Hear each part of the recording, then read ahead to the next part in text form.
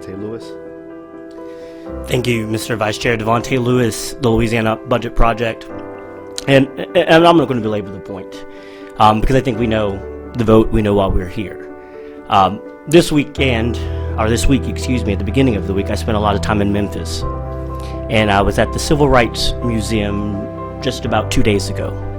And just as you were entering the floor, I was walking through an exhibit. And I got right in front of a picture.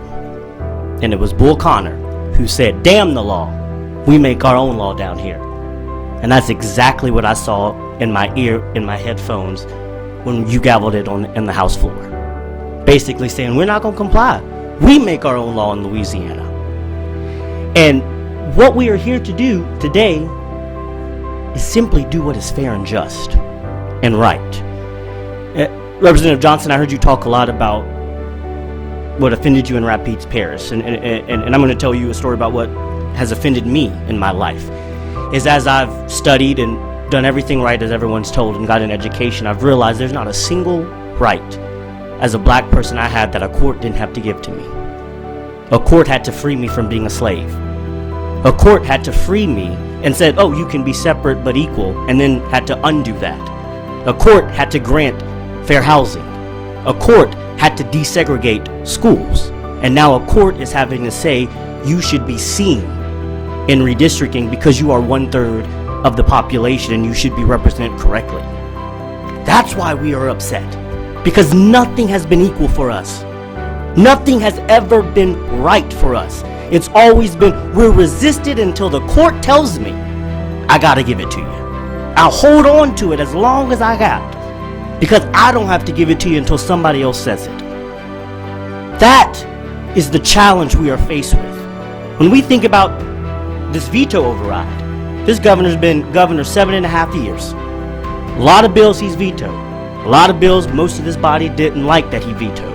But there's only been one that was overturned. And that was one that specifically had to deal with race. Because that's what the governor said when he vetoed this bill. We found the votes to override the governor, not on trans issues, not on gun rights, not on budgetary policy, but on giving black people in Louisiana a fair and just representation. That's when we decided to stand up to the governor and be an equal branch of government, as it was said on the House floor. And then after you did it, you cheered, you clapped, you laughed, you high-fived each other. I sat right there. And I thought about that 139-year history I told you a few months ago. I thought about my great-great-grandmother who was a slave and got freed. I thought about my great-grandmother who grew up under Jim Crow, my grandmother who grew up in segregated Lake Charles, went to First Ward colored school. Thought about my mom, who I said was 5 years old before Calcasieu Parish desegregated itself. And in those cheers, I saw the same things they talked about. This is what we're here for, and we can be very clear about it. We don't have to do the same violence of the 60s to still be doing it. Coretta Scott King said something very empowering, that we need to talk about policy violence and how we use policy as violence. You may not have to sick a dog on me, or spray me with a water hose, or have the National Guard with a Confederate flag on their helmet beat me, because you can do it through policy. You can do it through policy. It doesn't take a white sheet, because it can be a white tie, a blue tie, a red tie. And so we have a choice today. I saw the speaker tweet about vote your conscience. And if your conscience doesn't allow you to see everyone equally and deserve fair representation, then that's your conscience. But if you believe in the tenets that we talk about we are brothers and sisters, we're all children under God, then your conscience should call you to do what is right and what is fair and what is just. And that is just to see us.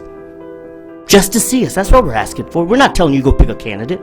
We're saying see us and value us the same way that you value every other community of interest, every other item. And so with that, Mr. Vice Chair, that is why I support HB1, and that's what I'm calling on you to do. Don't make the courts do it. Finally say to Black Louisianians, we will, as a body, value you because we want to, not because a court demanded us to. Thank you.